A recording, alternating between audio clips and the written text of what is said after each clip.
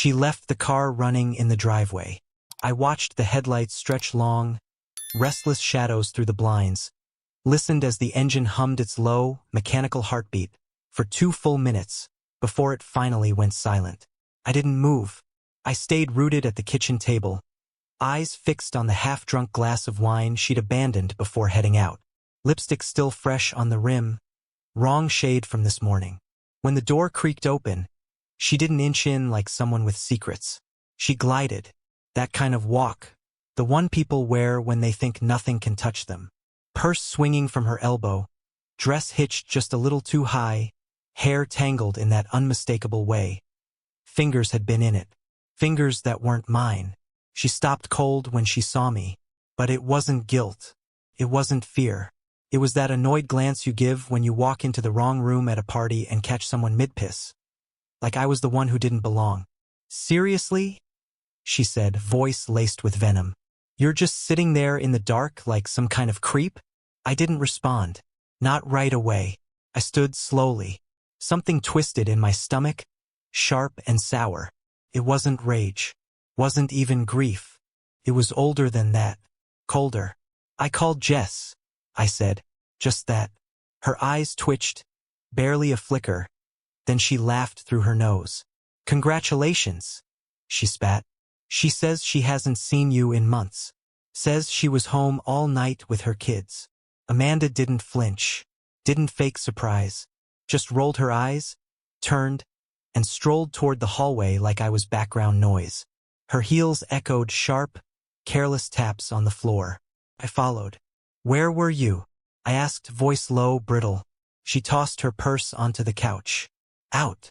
"With who?" She turned, slow as syrup. That smirk, the one she wore like armor, started crawling back across her face. "You really want to know?" I hesitated. She smiled wider. "Travis," she said. "From the gym." "Yeah, that guy. We went out. We did what people do. And you know what?" she added, voice like a slap. "It was fun. Way more fun than sitting in this museum of a house with someone who doesn't even see me anymore." My throat burned. Couldn't swallow. She stepped in close. Too close. Like she wanted to see if I'd flinch. "You wanted honesty, right?" she said, eyes gleaming with something cruel. Then she leaned in, breath warm against my cheek, and whispered the one sentence that will haunt me for the rest of my life. "Maybe if you were half the man he is, I wouldn't have had to go looking." Silence followed. Heavy, choking silence that wrapped around the room like smoke. She turned her back and walked to the bedroom. Unbothered, like we just argued over what to pick up from the store. But something broke in me. Quietly. No shouting. No storm. Just a quiet, final flick of a switch somewhere deep inside. Lights out. I didn't follow her. Didn't lie down. I sat on the couch and waited for daylight, motionless. Because something in me had shifted. For good. And she hadn't noticed a thing.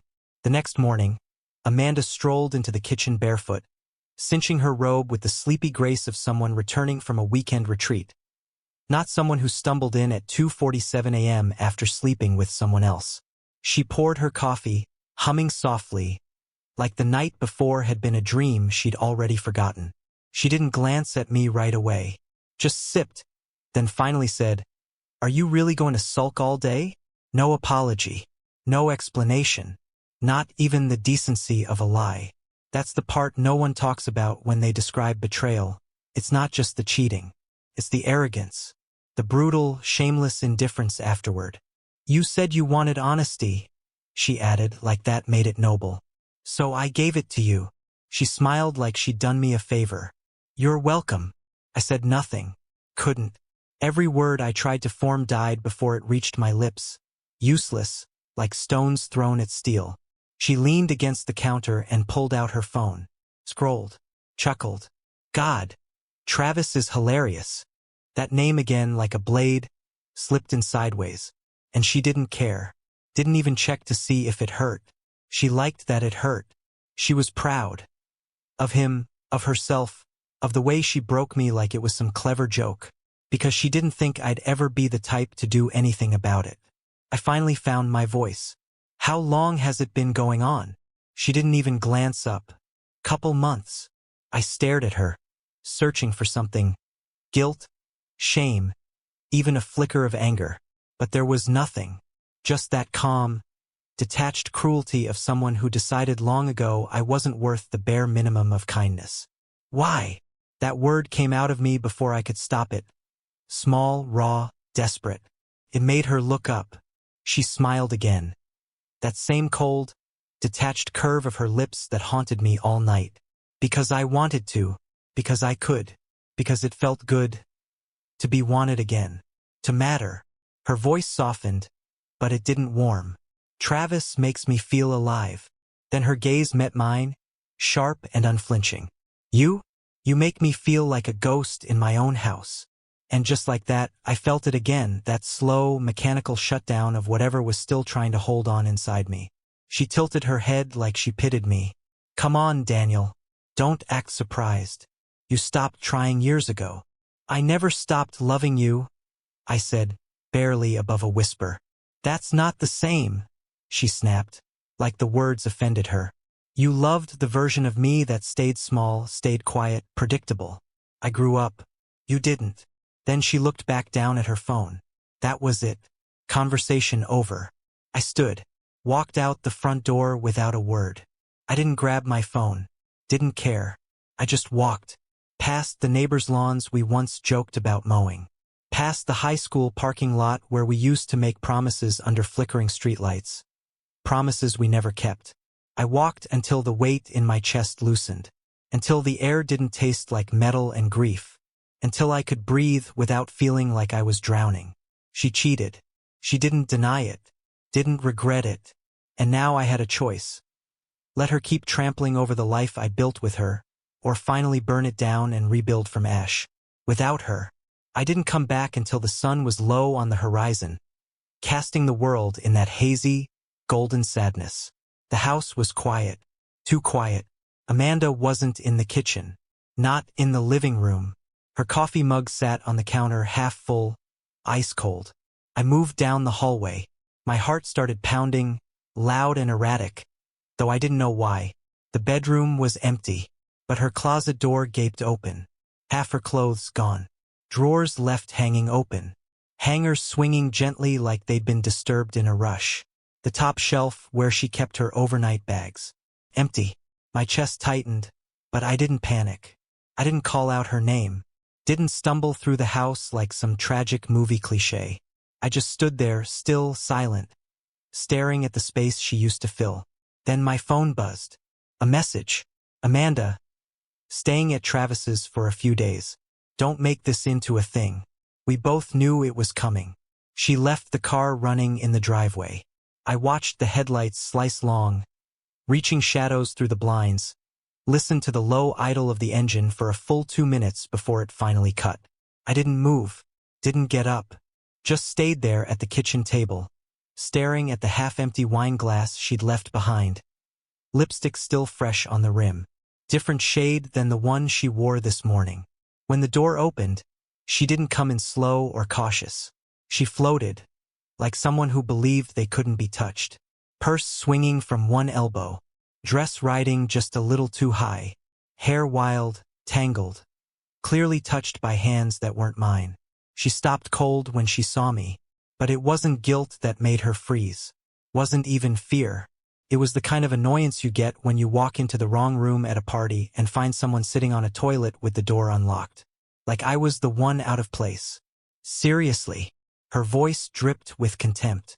You're just sitting here in the dark like some kind of creep? I didn't answer. Not right away. I stood up slowly, feeling something coil and twist in my gut. Tight. Acidic. Not rage. Not sadness. Something colder.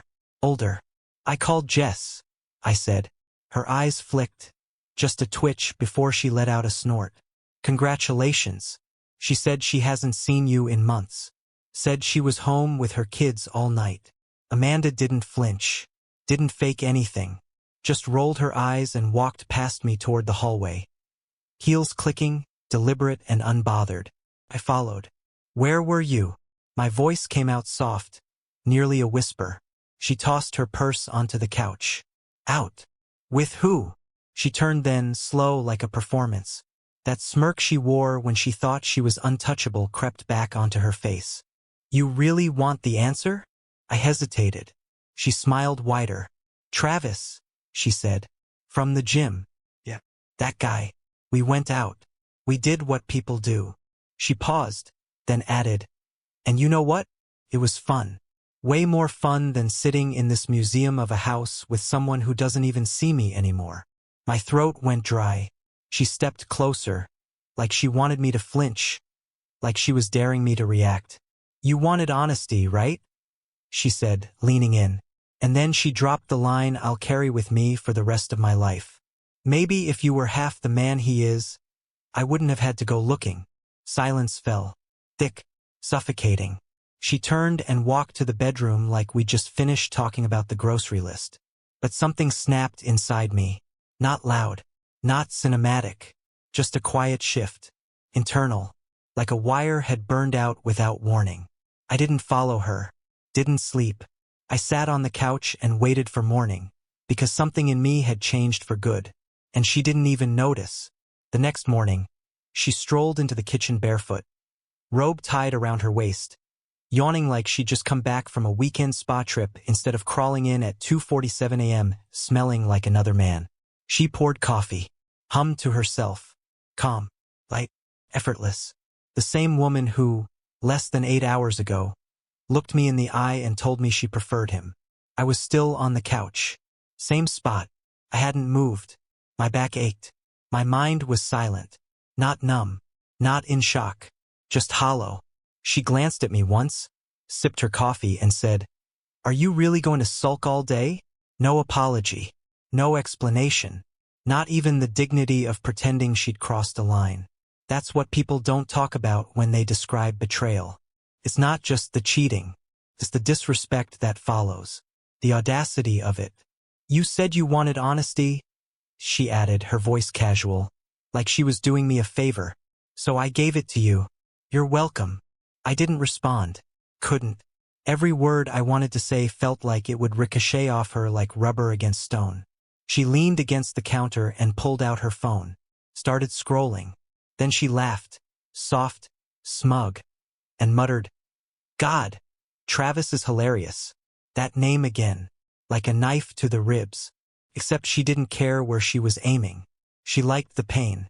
She was proud of it. Proud of him. Proud that she got to humiliate me and walk away like I was nothing. I finally found my voice. How long has it been going on? She didn't even look up. Couple months. I stared at her, searching for something. Shame. Regret. Even anger. But there was nothing. Just smug detachment. The look of someone who'd already decided I wasn't worth basic human decency. Why? That stopped her. She looked up from her phone and smiled. That same cold, detached smile from the night before. Because I wanted to. Because I could. Because it felt good to be wanted again. To feel like I mattered. Travis makes me feel alive. Her words landed like punches with no wind-up. Calm. Deliberate. You make me feel like a ghost in my own house. And there it was again, that slow, mechanical shutting down of something inside me. A light going out with no sound. No drama. Just darkness. She tilted her head. Come on, Daniel. Don't act surprised. You stopped trying years ago. I never stopped loving you, I said, barely above a whisper. That's not the same, she snapped, her tone sharp like I'd insulted her. You loved the version of me that did what you wanted. The one who stayed small, quiet, routine. She turned her eyes back to the screen. I grew up. You didn't. That was it. Conversation over. I stood and walked out the front door. No phone. No plan. Just the need to escape the rot in that house and let the air touch skin that hadn't felt peace in months. I walked. Past the neighbors' yards. Past the high school parking lot where we used to make promises we never kept. I walked until the world slowed down, until I could breathe again without tasting metal. She cheated. She didn't regret it. And now I had to choose. Keep letting her spit on the life I built, or finally tear it down myself.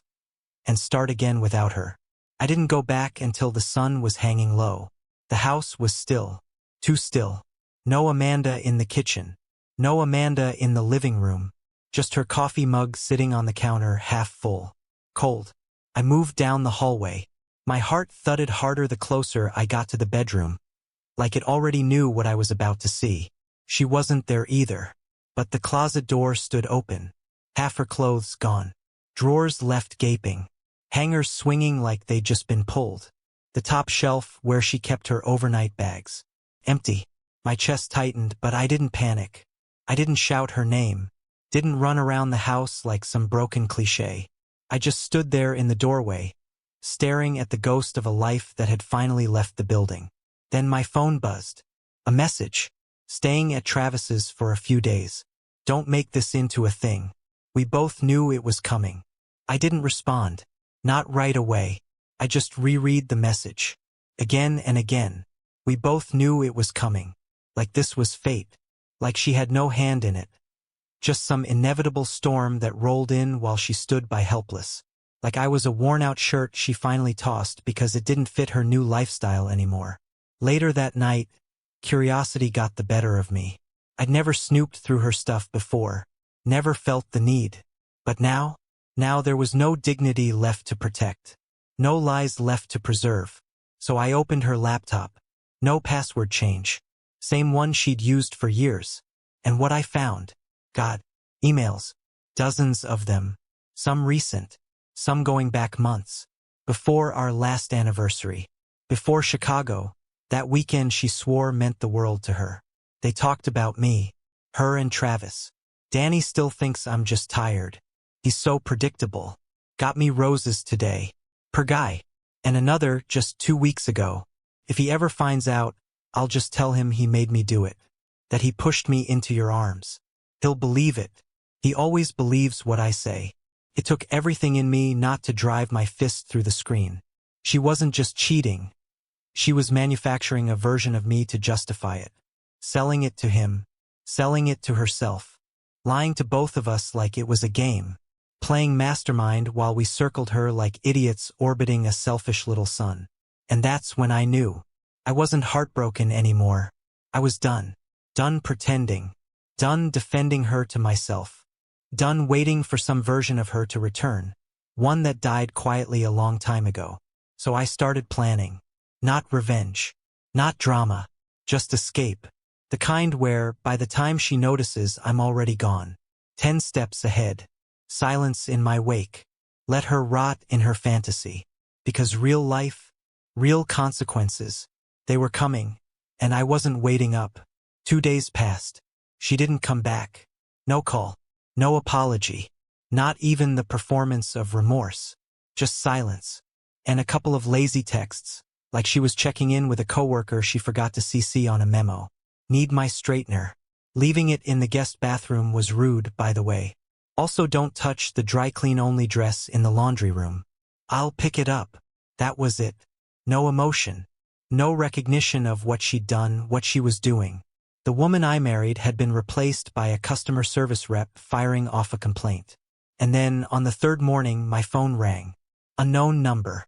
It was Travis's ex-wife. Her name was Lydia. At first, I thought it was some mistake. Maybe a prank. But then she said my name, Daniel, like she'd practiced it. Measured. Intentional. Yeah, I replied. I'm sorry to call you out of nowhere, she said.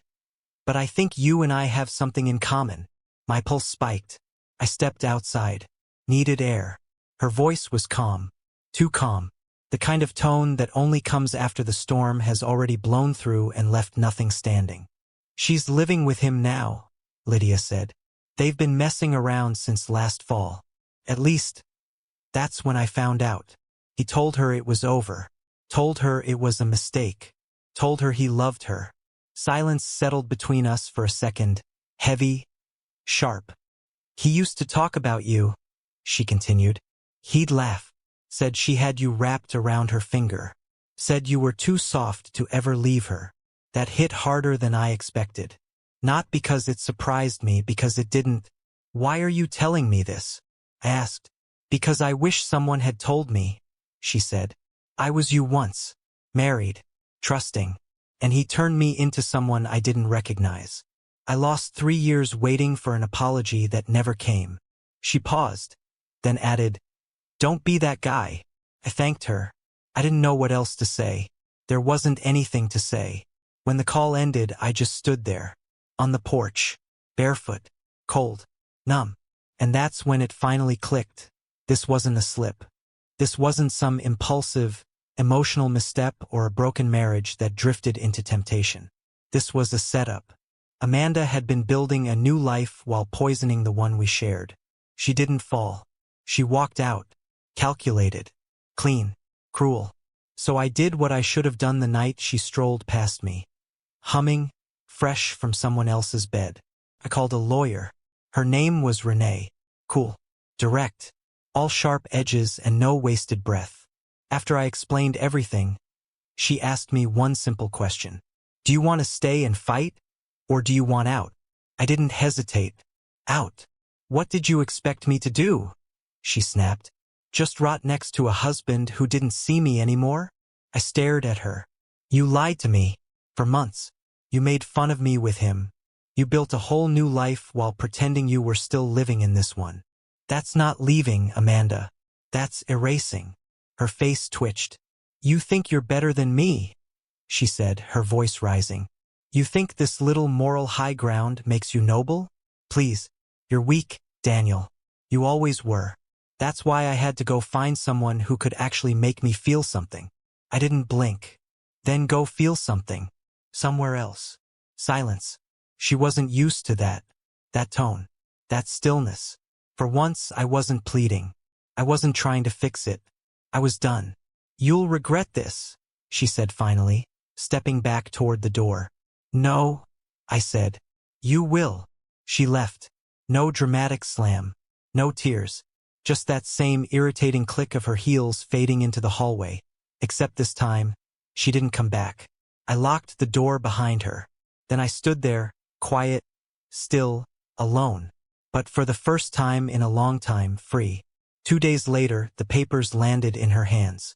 I wasn't there to see it, but I knew exactly how it went down. She was served at Travis's condo. I made sure of it, because I wanted her to feel it right where she felt most comfortable. Right in the middle of her fairy tale, nestled up next to the man who helped her destroy everything we'd built. My phone stayed silent for hours. Then, right around 9 p.m., the storm hit. A string of messages all back to back. "Are you serious right now? You blindsided me with divorce papers? What the actual hell, Daniel? Wow. After everything I've done for you, you're really doing this like a coward?" I didn't respond. Not because I was scared. Not because I wanted to keep the upper hand. I didn't respond because I owed her nothing. Then came the calls. 1, 2, 3. On the 4th, I picked up, mostly out of curiosity. "What?" I said flat. "Is this a game to you now?" she hissed. "You think you're suddenly some cold, calculating man because you filed first? Cute. Real mature. Did you read the papers?" I asked. Silence. "Then you know what it's about," I said. "There's no game. There's just consequences." She scoffed. "Don't act like I'm the only one who messed up. You're the one who cheated, Amanda. Because you weren't present," she snapped. "You think being physically in the house means you were actually here? You stopped touching me, Daniel. You stopped noticing anything. You'd come home from work and just sit there like a zombie. And you think the solution was Travis?" She didn't answer right away.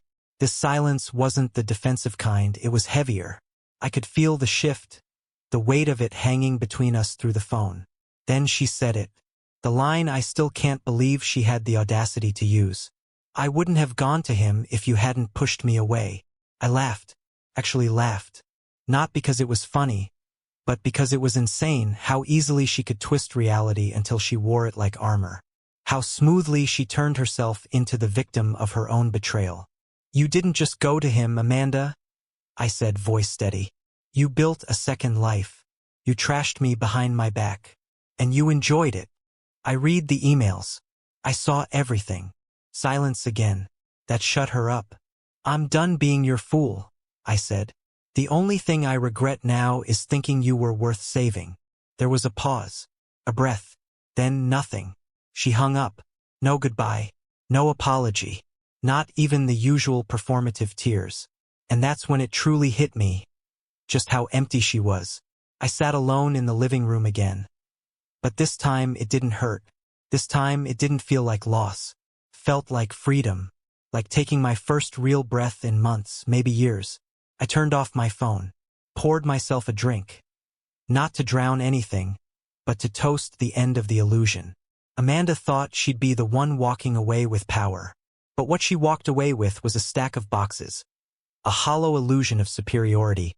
And a man she'll eventually realize isn't half as devoted, patient, or real as the one she threw away. And me? I had a plan now. One that didn't include her name in it anymore. That first weekend after filing felt surreal. No arguments bouncing off the bedroom walls. No bitter silence over breakfast. No forced small talk over takeout neither of us enjoyed. Just quiet. The good kind. The kind that doesn't feel empty, it feels earned. But then came a twist I didn't see coming. Saturday afternoon. A knock at the door. It wasn't Amanda. It was Travis. Tight black jacket. Smug expression. That kind of posture people wear when they think they're stepping into the final act of some Netflix drama. I didn't speak at first. Just stood there, silent, and let him stew in the tension he walked into. He cleared his throat, trying to cut through it. "Look, man, I think we should talk." I tilted my head. "You think we need to talk?" He stepped forward like he was trying to puff himself up, like posture could make up for substance. "Amanda's been a mess since you dropped the papers. She says you're being cruel, that you're trying to ruin her life." I laughed. Short, sharp, bitter enough to make him blink. "She already ruined it, Travis. I'm just cleaning up the damage." He faltered just for a second, but then put the mask back on. That forced confidence guys like him wear like a Halloween costume. "She made mistakes, yeah, but come on. You two were dead before I came into the picture. She needed something real. She found you?" I said dryly. "That's rich." "I'm just saying," he pressed on. "Don't drag her through the mud because your ego's bruised. We're trying to move forward. We're serious." I stepped outside and closed the door behind me, keeping my voice low and even. "You don't know her." He smirked like he didn't believe that, but I kept going. "You think you do, but you don't. You got the version of her with an exit strategy. Not the one who gaslights, manipulates, and lies because it's fun. That version's coming for you next. Trust me." He scoffed. "You're just bitter." "I'm done. There's a difference." Then I smiled, not out of spite, but because I meant every word that followed. "But hey, enjoy her mood swings, the guilt trips, the constant need for validation. Let me know how real it feels when she starts rewriting your memories too." Travis stared at me, squinting like he was trying to figure out if I was bluffing. I wasn't. He muttered something under his breath, turned around, and walked back to his car. Drove off too fast, like the conversation had gotten too close to something he wasn't ready to face. I went back inside, locked the door, and leaned against it for a moment. That strange, quiet satisfaction settled over me. Not because I'd gotten the last word, but because I didn't need to play their game anymore. Let them self-destruct. I'd already left the arena. By the following week, the silence between Amanda and me had turned into full-blown absence. No texts, no calls, no tantrums, no last-ditch attempts wrapped in guilt. No carefully worded monologues trying to drag me back into the loop. Just nothing. For a while I thought maybe she'd accepted it. Maybe she'd finally realized the control was gone. But that was wishful thinking. Because Amanda doesn't disappear. She waits. And just when you think the game is over, she finds a new angle. This time it came through email. Subject line, "We need to talk." I almost deleted it without reading. Almost. But curiosity got the better of me. So I opened it. "Daniel, I've been thinking about everything. And I can't believe how fast you threw us away. I made mistakes, yes. But you didn't exactly make it hard to fall into someone else's arms. I miss you. I miss the way you used to make me laugh when I didn't deserve it. I miss our Sundays, our stupid shows. You were my best friend once. Doesn't that mean anything?" Can we just talk? One last time? In person? Please? I stared at that message for a long time. She'd hit every note. Guilt. Nostalgia. The plea for closure. All of it wrapped in a neat little box, dressed up like vulnerability. But I saw through it. Amanda didn't want closure. She wanted access. One last shot to spin the wheel in her favor. To flip the narrative just enough to plant doubt. Just enough to make me wonder if maybe I was the one being too harsh. But I wasn't that man anymore. Still, a part of me wanted to see her. Just once more. Not to forgive. Not to talk. Just to look her in the eye and see if anything was left of the woman I used to love, or if she was already long gone. So I replied, sure. 1 coffee. Neutral place. 1 hour. She answered in 2 minutes. Tomorrow at 4. That cafe on Maple. The one with the lattes you always said tasted like melted ice cream. Of course she chose that one. A place soaked in our history. I showed up 5 minutes early. She walked in 2 minutes late. Just enough to make it feel effortless. She wore the coat I bought her for Christmas 2 years ago. The one she said made her feel dangerous. It used to turn me on. Now it just looked like a costume. Hey, she said softly, sliding into the seat across from me. I nodded. Said nothing. She ordered a drink. I wasn't there to linger. She looked at me like she was trying to decode someone she used to know. You look different. I feel different. A faint smile pulled at her lips. I can see that. I guess I underestimated you. I raised an eyebrow. Yeah. That makes 2 of us. She glanced down, stirring her drink with a little wooden stick like it gave her time to line up whatever speech she'd practiced in front of a mirror. I made a mistake, Daniel, she said finally. I thought Travis was giving me something you stopped offering. But he's not you. He doesn't understand me the way you did. I didn't react. I'm not asking you to take me back, she added quickly. I just needed you to know that I know what I threw away. I stared at her for a long moment. Then why does it sound like a pitch? She blinked. It's not. But it was. It always was with her. Every word. Every pause. Every fragile glance calculated. You don't miss me, Amanda, I said. You miss the way I made you feel. The version of yourself you saw through my eyes. But you killed that version. You replaced her with someone I don't even recognize anymore. Her jaw clenched. I stood slow and calm. 1 hour, I said. It's been 26 minutes. That's all you get. And I walked out without looking back. That was the last time I saw her face in person. And I didn't feel grief. I felt clean. It had been over a month since the papers were filed. 2 weeks since the coffee shop. And exactly 5 days since she sent her last message. A single heart emoji. No words. No context. Just one pathetic red shape floating in my notifications. Like a frayed tether trying to pull me back into orbit. I didn't reply. That silence between us, once heavy, unbearable, had finally shifted into something else. Peace. But Amanda doesn't sit quietly for long. She needs attention the way lungs need air. So when she realized I wasn't playing anymore, she changed tactics. This time she went public. Friends started reaching out. Mutual ones. Some distant. Some pretending to be closer than they ever were. Hey man, Amanda said you left her suddenly. She says you just shut down. That you wouldn't even talk to her. She told me you were cold. That she tried. But you shut her out. I'm not trying to take sides. But it's not like you to go dark. The smear campaign had begun. She didn't want reconciliation. She wanted sympathy. Validation. A spotlight to step into. She wanted to flip the script in everyone else's eyes. Since she'd already lost her grip on mine. She posted photos online. All bright smiles and radiant laughter. Like she was glowing in the afterlife of our marriage. New hair. New outfits. Group shots with captions like sometimes you have to let go to grow. Energy doesn't lie. Protect your peace. I didn't react. Let her play her part. But I wasn't about to let her rewrite my story. So I invited Mike over, one of our oldest mutual friends. We used to double date with him and his wife. He'd stayed quiet through the fallout. watchful, neutral. We sat on the back porch, 2 beers in, when I finally told him everything. Not the edited version Amanda was peddling. The real story. The late-night returns. The smug confessions. The emails. The lies. The emotional sabotage she orchestrated while casting herself as the wounded one rising from the ashes. Mike didn't say much at first. Just sat there, his brow furrowing deeper with every truth I dropped on the table. Finally, he let out a slow whistle. Damn, man. I had no idea. She never said it like that. She wouldn't, I said.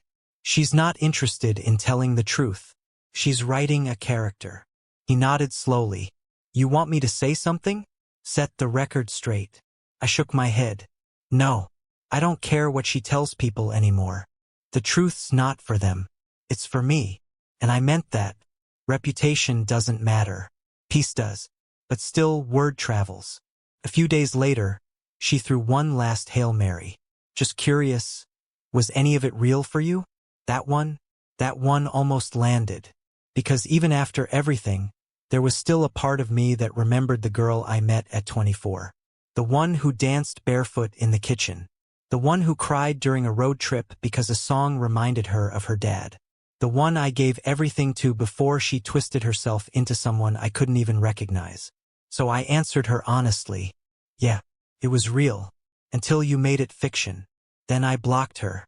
Not out of anger. Not to win anything. But because I had nothing left to say. And for once, neither did she. It's been 3 months now. The papers are finalized. The names split. The bank account sorted. No kids. Thank God. Just memories now. Some good, most poisoned. And the haunting truth that I spent 7 years of my life with someone who looked me in the eye while quietly carving out a future that didn't include me. But I sleep through the night again. That first morning I woke without that familiar weight pressing on my chest. I just lay there, listening. The soft hum of the ceiling fan. The birds outside. It was so quiet. My brain didn't know what to do with the stillness. The peace didn't feel real at first. Felt borrowed. But now it feels like mine. I redecorated the house. Nothing dramatic, no need to burn it all down. I just stripped away the fiction. Brought it back to something honest. No more framed photos from vacations that ended in arguments. No more scented candles she lit like they could purify tension. No more empty symbols of connection, locked behind glass. I even got rid of the dining table. It always felt like a stage prop. Perfectly set, barely used. A surface for show, never meaning. Now I eat at the kitchen counter. Simple, quiet, real. People ask if I'm okay. If I'm dating again. If I'd ever get married after everything. I give them the same answer every time. I'm not rebuilding to be with someone new. I'm rebuilding to remember who I was before I got rewritten by someone else's chaos. Because that's what betrayal does. No one talks about that part, how it reshapes you. You walk different. Think different. Trust becomes something slippery you hold with gloves on, even when someone offers it back to you clean. But here's the twist. I'm not angry anymore. Not at her. Not at myself. Not even at Travis, who's probably sitting through the same performance I once did. Just with updated dialogue. I'm grateful. Not in a polished Instagram quote kind of way. In a real, grounded, raw way. Because Amanda showed me exactly what it looks like when someone uses love as a ladder. Climbing when they need you, kicking it away when they find a shinier view. And because of that, I'll never mistake performance for partnership again. So if you're reading this, and your gut's been whispering that something's off, listen to it. If your partner makes you feel invisible while demanding to be worshipped, that's not love. If someone cheats, lies, manipulates, and then tries to sell your pain back to you as a shared experience, walk away. And don't look back. Healing isn't linear.